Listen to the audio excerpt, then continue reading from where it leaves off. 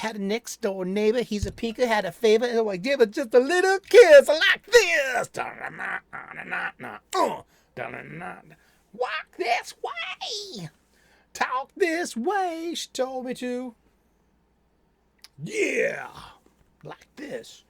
Hey, welcome back once again. It is time for the comics coffee table. I know we need more coffee. And if it's Sunday, that means it's time for the Sunday New Review, the weekly roundup of the comic books that we read this week. It's true. We read comic books here often, and we get review copies from a buddy of ours, and they share with us their digital copies. So how many copies? And on top of it all, what's in the bag? That's right, the ubiquitous brown flat paper bag from our comic book shop, full of funny books.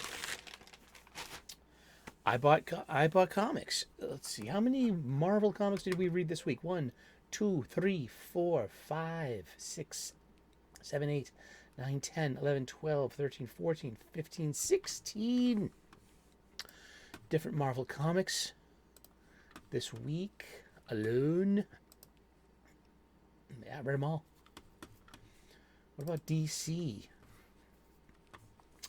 1, 2, 3, 4, 5, 6, 7, 8, 9, 10. Yes, mostly. I think I opened up Nightwing and I looked at it and I just, no, it's not yet read. Oh, gosh. You know, this is just, oh, man. Just make it stop.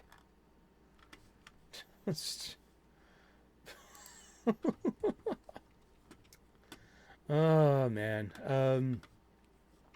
So that's 26 new issues. And then comes, you know, some other stuff too here and there. And the other thing. But let's get to it. It's a new release review roundup on Sunday. And welcome to the Comics Coffee Table. What did you get this week? I got a few comics here. Let's look at them. Yeah. The big one of the week, just lead off with number 1. Yeah, big game number 4 of 5. This is great. This is everything I wanted in a superhero crossover action series that I never knew I needed. And Mark Millar, he's a peach. He's a great model for creators today. Junior Baker, The Righteous Faker, issue 2. This is just really, really amazing art. This is just reminds me of the late 80s pre-Vertigo DC mature format.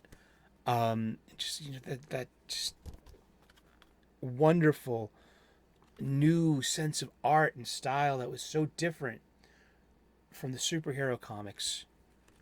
And I'm here for this. I like this a lot. It's a really good comic.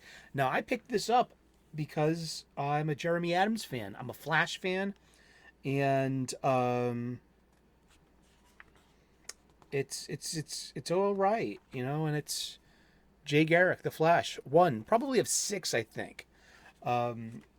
This is, yeah, the I got this. Okay, Jeff Johns is officially left at DC Comics. Jeff Johns has left the building. He's doing his own thing. It's called Ghost Machine.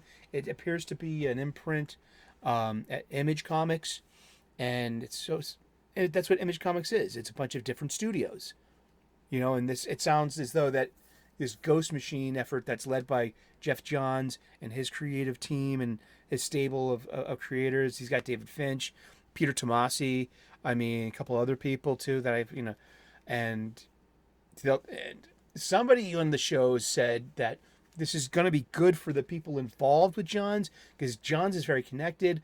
That mostly everything that they produce is going to be, optioned, and there's going to be a lot of good. There's a lot of money for these creators to be made and to be aligning themselves with Jeff Johns in doing this, because it's creator-owned IPs, new stories, and with Jeff Johns' Hollywood connection and connections. But these will be the Netflix stories or the Amazon Prime stories, this is the future of it. Like, I don't know if did you ever see on Apple TV Silo? And it was originally a self-published book by someone named Hugh Howey, who released this book in serial, self-published, and it got picked up. And Hugh Howey is this standard of for modern sci-fi writers. His Beacon 23, I read that story too.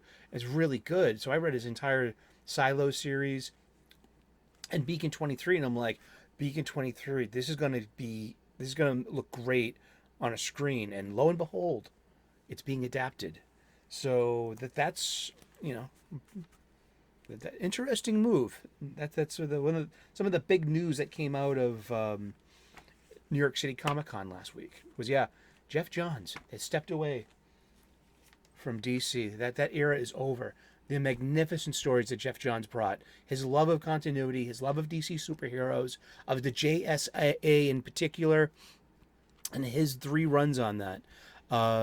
So Jeremy Adams is writing this, and this is a continuation of that Jeff Johns flavor of DC superhero comic books. I'm here for that. I would have got next week. I think we're not going to talk about that. No, we're not. I got Count Dante #3. It's my last Scout comic for a while. It's fun. It's we always talk about ads, so this has got make-believe ads of that same era. This is supposed to be like a 1970s comic book. It's great. I mean, look at that opening page. It's it's Count Dante waking up in bed with a beautiful woman. Modern toy soldiers. That's fun. Everything's in the details here. Okay. Also included 10 computers, 10 drones, and 30 non-disclosure agreements. That is 24 sexual harassment counselors. Look at that. That's just so awful. 5 drone pilots. Like the modern toy soldiers. That is so funny. Oh, no fear. You got to be the human resource specialist last time. That's great. The other one, too, is the Equalizer. It's like one of these. Here we go. Reclaim your manhood. That's great. It's so evil. And the story's just a whole lot of it's like a Tarantino movie in a comic book. I'm here for that. I like this. And I like buying independent presses too, like Scout and Mad Cave. They're fun. One of my favorite comics of 2023. This is going to be in my top 5. I'm pretty sure so will Big Game as well. I think the other one's going to be my top 3 so far are Big Game, Local Man, and Hunt, Kill, Repeat on Mad Cave. 2 Image comics and a Mad Cave comic. How's that? It's not saying that the superhero fair is not doing it. It's just more of like, there's more to comics than just the big 2 superhero stories. We spend a lot of time there and we have a lot of fun there. I love reading big 2 superhero comic books, but there's just more to it than that. And I'm very grateful that Wednesdays you have a very full shelf. You don't have just capes and cowls and domino masks and supervillains, and there's more to that. Something like Local Man. This is brand new issue number 6 of Local Man. I love this because you can only really get away with this in a floppy, in a serialized periodical publication. This is a flip book. The opening takes place in a mythical 30 years ago past of Image Comics.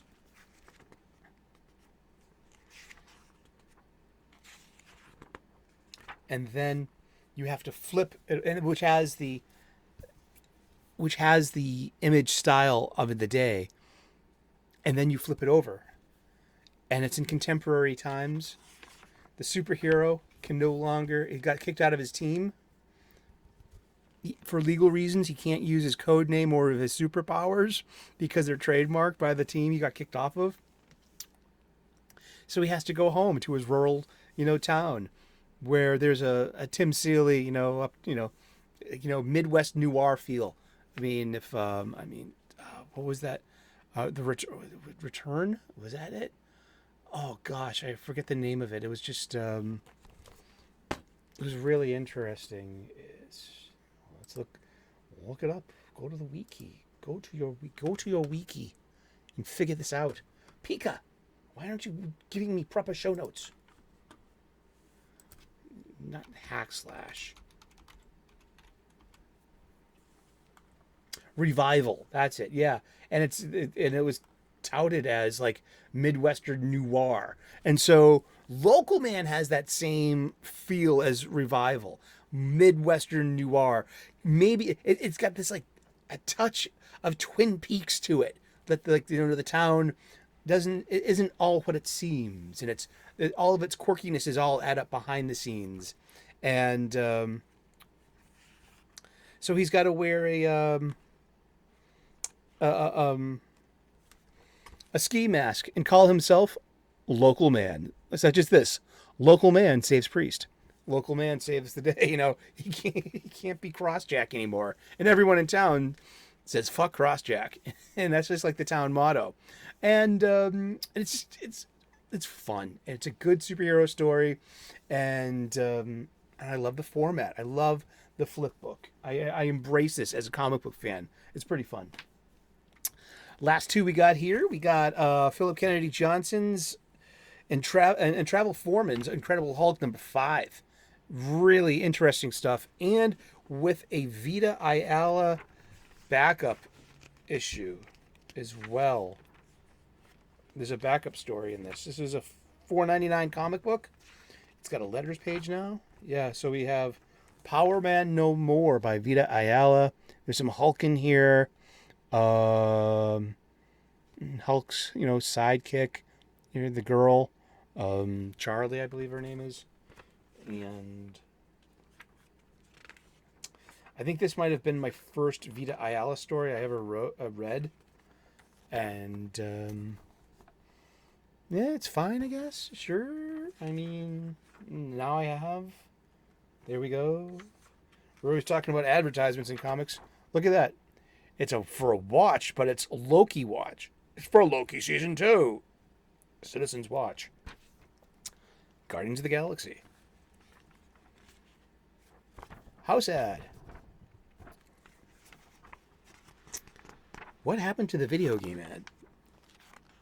This has got some really good art, good color, good use of just like, look at that Hulk. He just rips him in half.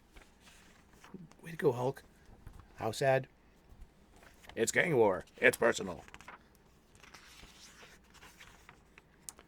The Marvels. Here you go, in theaters. Glorified house ad. No snack food. No video games. I don't believe. And so, look, another house ad. And purple. And, look again, Big Ben, Parliament, house ad.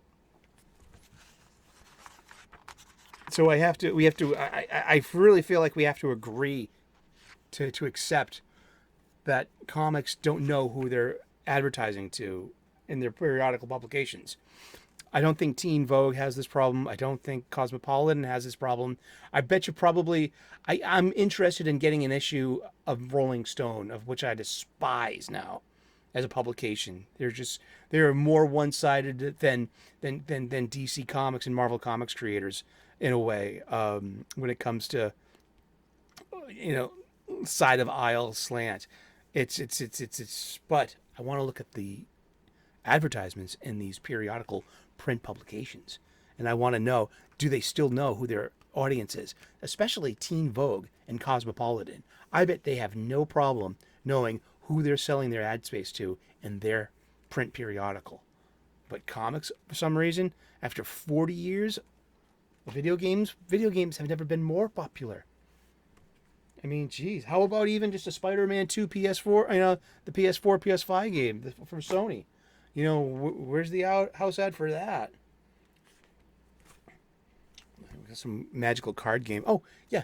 We got Superman number 7, which is Legacy issue number 850, which is really cool. I got this specifically for the Gleb Malenkoff art, and it's just, I love it. He reminds me of just this. He's got this, look at this pacing. Look at these. It reminds me of old Frank Miller, Klaus Janson stuff. I really like this. And Joshua Williamson is writing a really decent story. I mean, this is a guy called the Unchained. So he's not a Dr. Octopus in Metropolis. Not yet, at least. But this is really. Then we have a backup feature with Brainiac, and it's really good because Williamson is giving Superman family problems. You know what I mean, and which plays out very well over at Action Comics with Philip Kennedy Johnson's Action, and his super family that he's got. He's got their teenage son John. They've got Connor. They've got the super twins from Warworld. They're barely teenage girls, adjusting to life on Earth and in Metropolis and in a family. And they've given Lex Luthor like the same thing. So his mother mysteriously returns from the island that she's been on, bringing Lex's daughter Lena. And it's just, I just think it's really fun. And Lena's got these weird imprints on her forehead from which look mysteriously like Brainiac kind of stuff. What's going on here? We don't know, but that's the fun about it. It's going to unfurl. We're going to find out. And so it sets up a new Brainiac arc with Zarnians. Zarnians are the species of Lobo, and they're virtually indestructible as well. So maybe we're going to have some more Lobo stuff going on here. And that's what's Superman's going. Go figure. I'm not spending my money on Batman or Detective Comics, but I am spending my money and my space on Superman and Action Comics. I just find Superman to be the more enduring and an endearing character. The older I get, the more I identify with that. And I love Superman. It's a great concept. And yeah, more please. Alrighty, well, let's get to some comic books then. Let's go to your digital stack. Let's talk about some of these DC comics written by a hack. No, I don't say that. Philip Kennedy Johnson's also writing John Stewart Green Lantern's Green Lantern War Journal. He started off with a backup feature and Jeremy Adams' Green Lantern, and it got his own John Stewart title too. So we got a Hal Jordan title and we got a John Stewart title. It's not my cup of tea. I've read all those backups, and I've read this, and it just kind of misses for me. That's fine. I mean, not everything Philip Kennedy Johnson writes is going to resonate with anything. Seriously, I always come back to the baseball analogies when it comes to comic books, such as decent writers are like good hitters. You get on base a lot, but also sometimes you strike out because at least you're swinging at the ball. So these hitters with the better on base percentage, chances are they're striking out more often than someone who doesn't take the bat off their shoulder. because they're literally going for the ball. Oh gosh, Catwoman number 58, part 5 of the Gotham War, written by Teenie Howard, and art by Leone. And the guy actually made a comment on Twitter saying he apologized in advance because of the art, and it's just got this really awful Batman scene. It starts off with like Batman being despondent and falling into Selina's bosom, where they have a moment on a rooftop where they discuss their relationship and what's going on real quickly. And it changes the threat from Catwoman to properly on to Vandal Savage and Scandal, where it's all coming from, and that's going to be, and it's going to resolve itself in 2 more issues, a Red Hood, and then another, and some kind of Gotham War Omega issue. But the thing I said about it, and I didn't mean to come off being mean. It's just more of there is some hand-drawn onomatopoeia in this, and it just, I respect it, but you know what I mean. It's my biggest complaint about this was that it looked like it was drawn on an iPad on a bumpy bus, and it's just, I don't know. It's. But I understand that the artist did. He said something on Twitter a couple of weeks back. I mean, just like, hey, just to let you all know that I've been waiting on scripts, and so if you got any problems with the art, you know, his name's Nico Leone. Yeah, and yeah, that's about it. Nothing much to say about Teenie Howard's script. More just whatever. It is what it is. It's Catwoman, but this Batman Superman's World's Finest, number 20. That's a book I put down. I'm not going to spend any more money on that book. It's fine. It's nothing against Wade or even Morrow. It looks great. Like, it returns to the Kingdom Come, Earth 22. Mark Waid is blessed to return to his own thing. He wrote Kingdom Come. Art by Alex Ross. It was Elseworlds. Played with some concepts a little fleshed out, called Hyper Time, and its sequel, the Kingdom. Plays with legacy, plays with generation, misunderstanding. It's really interesting, and it holds up. But it's like, it's not a world I want to run back. I want to go back to, so I don't care. Yeah, but I'm glad I got to read it, and that's about it. I'm glad I got to read it. Oh boy, it's the Green Lantern, Alan Scott preview pages at the end of the funny book, containing some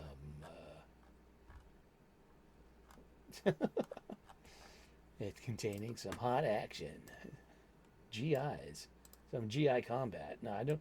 It's the best not to say anything about it, and it's best not to say make anything that sounds negative. It will be used against you. And I'm looking at Cyborg issue 4 in his own series. We got pencils. I'm giving it a second look. It's written by Morgan Hampton, but you got pencils by Sean Damian Hill and inks by Anthony Fowler Jr. So for me, it's like the art looks great. I mean, seriously. And we have mostly a cast of color here, and we have care and attention to black people's hair. And I think that's just, and not just to have some some just washed out in blacks with with the color, okay, with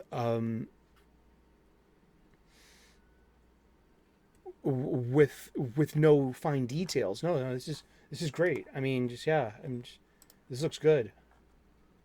I like it's all hatching and cross hatching, and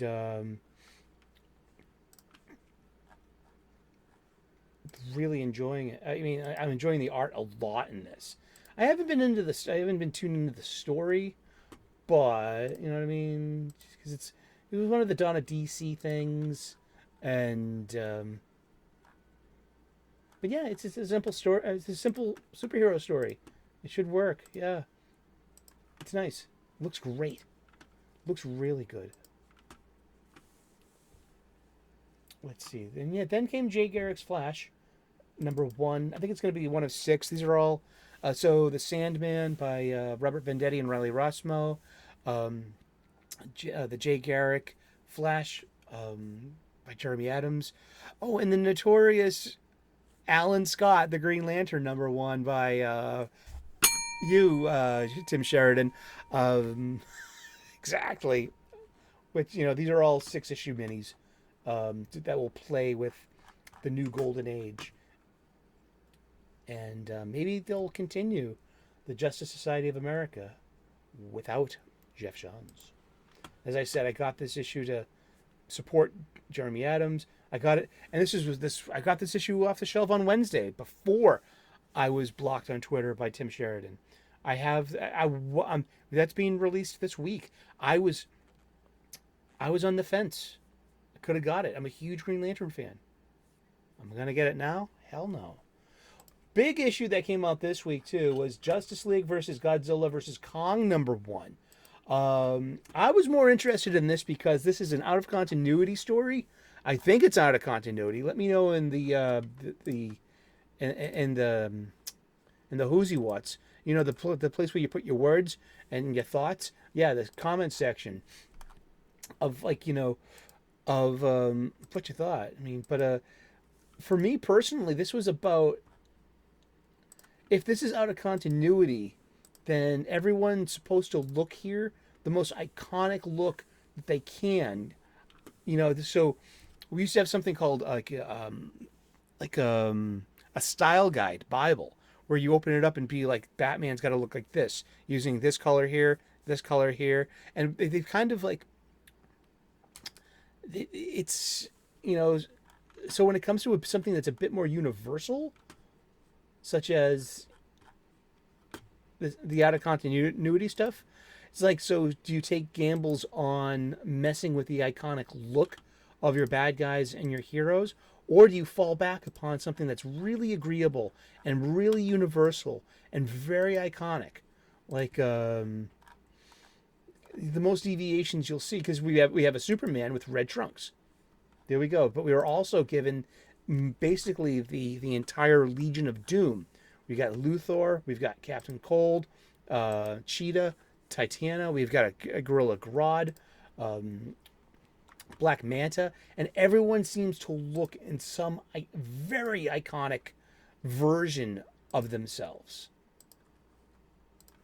Yeah, and so Superman he's very traditional. Red trunks, yellow belt, red cape with the yellow on the back, normal looking boots. I mean, Hal looks modern, good. Barry, the Flash, looks really good too. Not a lot of speed lines. He looks like he's got more of like a streamlined suit, but he's got the classic bolt and the lightning bolt at the waist that converge at the hip, at the navel. So it doesn't have that kind of, look. Yeah, actually it has speed line looks. So, but everyone looks iconically like proper. I like that. Trying to find a Batman in here. Why don't you show the art, Sully? Because I don't want to mess with any of, there's a Supergirl in here, and she looks downright iconic as well. Very nice. Long sleeves. Skirt comes down over her knee. So it's nothing to, nice big yellow belt. And that really helps with the iconic colors, because of the yellow that's in the super sigil itself, and the logo on the back as well. But this is a really good looking Kara Zor-El as well. Yeah, just a really nice. It's a really nice looking comic book, and we have, all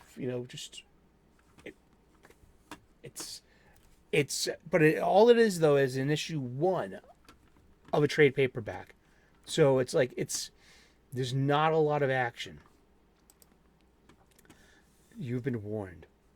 Nightwing #107 which has like a butt joke, and so Nightwing is like the butt of all jokes because of his sculpted gluteus maximus. Is It's written by Tom Taylor. I don't know anything about this book.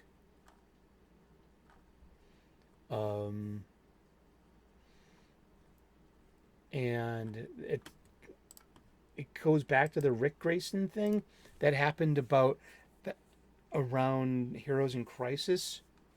It's Dick Grayson. It's like his Zurinar. No, it's his amnesia personality, where you take the Dick out of Grayson, and he's he was like a bit more of like a gang leader or something, and it's got a pirate theme, and it's got Bende dot filters and Zipatone filters, and it's a big fight.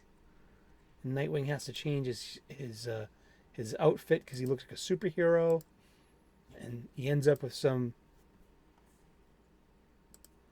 open shirt and slacks, and this is boring.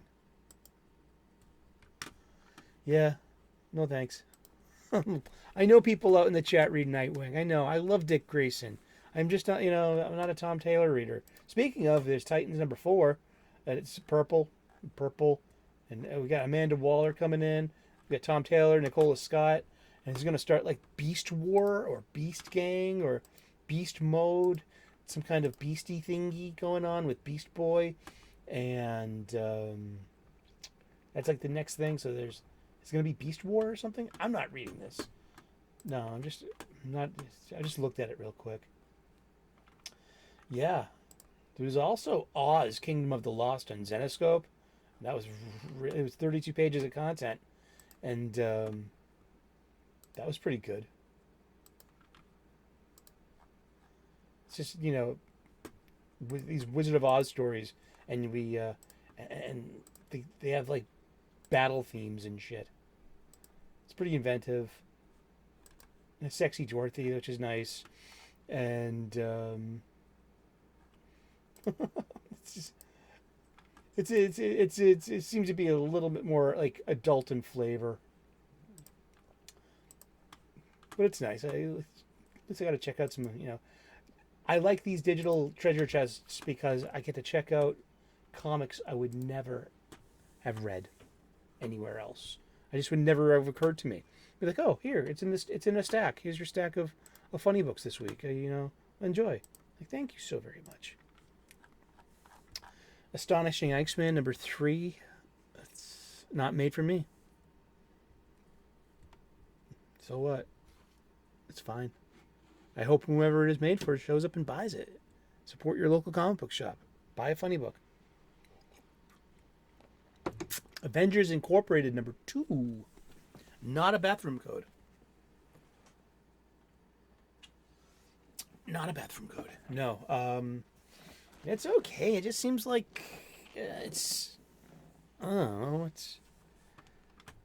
It's just a story using these characters and this kind of look, and that's that. I mean, Children of the Vault #3. It's pretty fun for an X-Men comic book. It's got the it's a buddy cop movie. These two don't get along. Cable and Bishop are time traveling X-Men. You know what I mean? There's a lot of bad blood between them. A lot of road miles, hard road miles. But they're still X-Men, and they're still on the same team. What was this one? Crypt of Shadows. I started looking at this, and I got really bored with it very quickly. It's some nice, October horror stuff. It's great. It's good to have this stuff on the shelves or in the spinner rack. Just get some horror stories.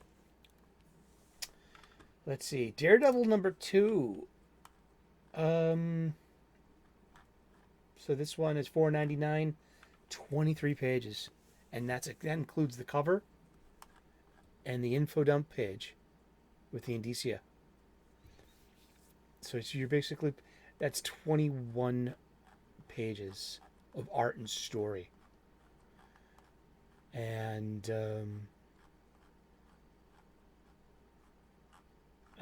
yeah, I'm not seeing blasphemy where I'm supposed to be seeing. Okay, and then there's the final page that's counted as well. There are 20 pages of art and story in this $4.99 comic book. Welcome to your typical Marvel comic book 2024. This is it going forward. I feel that. I smell it. It's, you don't need to be a weatherman to know which way the wind blows. Bob Dylan said that. It's true. Then there's the Deadpool a Perfect, Deadpool Batter Blood number 5. Rob Liefeld, thank you, gosh, so much. Oh, guys, this is great. This is fun. It's stupid. It's flighty. It's fun. It's not serious. Don't take it seriously. This has the active ingredient of fun and wonder and over-the-topness and Rob Liefeld physics and physiques and stuff. And some of his best line work, too, because he's penciling. He's got pencils and inks, dude. This is great. Loving it. He's doing all of his pencils. He's doing some of his own inks. He's got Corey Hampshire and Chance Wolfe with him as well. And this is just fun. It's brainless. I mean, I don't mean this. Not this is nothing against Rob. No, it's not. It's designed to be fun. This is an action movie. It's not taking itself so seriously. It works, and it's Marvel Rob Liefeld superhero fun. I'm liking it. There was Ben Percy's Ghost Rider number 19. Wasn't that bad at all. The more I read of Benjamin Percy, the more I'm able to have a better sculpted opinion of him, and the more I tend to enjoy what he's doing as part of the Marvel bullpen. He's not the best. He's not the worst, I guess, I mean, I'm just seeing like the same names come up over all these books. And so these are the carekeepers of our stories here. We have, Incredible Hulk, number 5, which we already covered, $4.99. They're counting this as 33 issues. That's including the info dump page with the indicia and the cover. And see if there's anything. And then there's the letters page, 2 letters pages, and next page, so that's 4 pages. And we're up to 29 pages, and then 1, 2, 3, 4, 5, 6, 7, 8, 9. I think there's a 9-page backup feature. Oh well. It wasn't bad. It was fine, yeah. I liked it overall. I'm glad to be dialed into this Hulk. We get the Invincible Iron Man, number 11, written by Jerry Duggan. It's part of the crossover with the X-Men where Tony Stark and Emma Frost get married to help take down and the Hellfire Club from within, and also foil the nefarious plans of Orcus, who are making the mutant hunting reality of the future of alternate futures a reality. And I love the Tony Stark stealth armor. Love this stuff. And it's all right. Let's see, how much was this? It's still $3.99 for about 20 pages of story and art. Would you be surprised to see that go up to $4.99 any minute now? Would you? We got Miles Morales Spider-Man number 11. And he's hanging out with. Now I heard a lot of stuff about this here and there. That's fine. If Miles gets a magical new outfit from Blade to go fight vampires with. It's not the worst issue. This is actually like is all the Miles Moraleses that I've read recently. Has to be the best issue I've read so far. You know, Cody Ziegler's the writer, Frederica Mancini is the artist, and it's Miles Morales and Blade's daughter, and Brielle Brooks, and they go vampire hunting in October. So it works. Yeah, I really enjoyed it. And then we bring in one of Miles Morales' ongoing rogues, someone who's also a Latina, to balance him being Afro-Latino. He's Puerto Rican, and she's from Dominicana. So, this... I don't know if you know your Latino people and Latina culture, but, just like... They're from... they're island people from Caribbean. So they're not Chicanos. Chicanos are specifically Mexican people. So that's on the continent. That's under the Rio Grande. That's a different landmass. A kind of different spin on the culture. Seriously. I'm not making this up. Moon Knight. Number 28. The Last Days of Moon Knight. You're reading Jed McKay. Here we go. More voices from what I consider, these are the voices from the bullpen. And these are the people writing our Marvel books. And I just hate the art in this. I really do. It's everything I hate about art, modernity. It's just so. It's the overuse of the Zipatone filters and just purples, and I mean, nothing against Rochelle Rosenberg, please. I mean, I see your name everywhere in these books. You're getting a lot of work, and God bless you for it. It's good to be working in your trade. There's Scarlet Witch number 9, which was a snooze fest. That's getting canceled any second now. That's Steve Orlando, who's also writing Iceman. So, I mean, yeah, I mean, it's not made for me. I'm fine with that. Yeah, I'm fine with saying that now too. It's not made for me. Not everything has to be made for me. We got Rainbow Rowell doing a Sensational She-Hulk number 1. I was kind of looking forward to this. Lots of, you can't decry purple in a Hulk, because purple is a Hulk color. Purple and green. That's the iconic color combination. But this goes, it's probably trying to be in tone with the TV show, you know what I mean? And quirkiness and relationship stuff. And super people just bonding. And cameo by the Hulk at the end. Which is a modern Hulk version too. He's got like longer hair, but he looks great. Green skin Hulk. Purple ripped shorts. And here we go. That's a very wonderfully looking iconic Hulk. But it was fine. It's just like, okay, we have the spine-tingling Spider-Man issue number 1, written by Saladin Ahmed. It's the scariest Marvel book ever. $4.99, 31 pages, and the art's decent. It's just trying to be a scary story, and just Pete's like waking up in a nightmare world where there is no Peter Parker, and he's got no powers, but it's that's about it.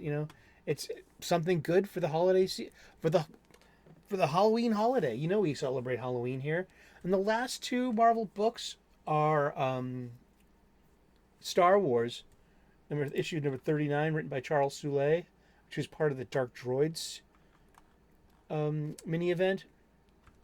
I gotta say, it was an interesting issue. It's Lobot and Lando in the days leading up to Return of the Jedi. And so the Dark Droids thing is happening. There's some kind of like, is it the Force? A Force evil or something is in droids or something? And I don't know, but it's got about 14 more issues in 2 months before it wraps up. But here's one that wasn't that bad at all. It's written by Jody Hauser with art by Salvador Larroca. Really decent art, and it's issue 2, episode 2 of the Obi-Wan Kenobi show in a comic book. It's 33 pages. It goes for $4.99. It really works. I really enjoyed it. It's got to been like I really want to like Star Wars, and I'm not about to watch Disney Plus. I don't want to give them the metrics or clicks, or the mileage on the shows. That's what they want, And after all this stuff, especially when this stuff premiered, and hey, you wouldn't feel these claims of bigotry if you weren't a bigot. I mean, I had to unfollow and mute Star Wars, the official @StarWars on Twitter, because it's just so weird. And I'm trying to say that special interest and agenda and advocacy and activism is weird, but that's the official feed. Like, I would go there. I need to go there. I would go there for information, not about to rehabilitate my antediluvian bad programming. In a way, does that make sense? But so and like all this stuff about Moses Ingram's Reva, I think that gets lost here because it's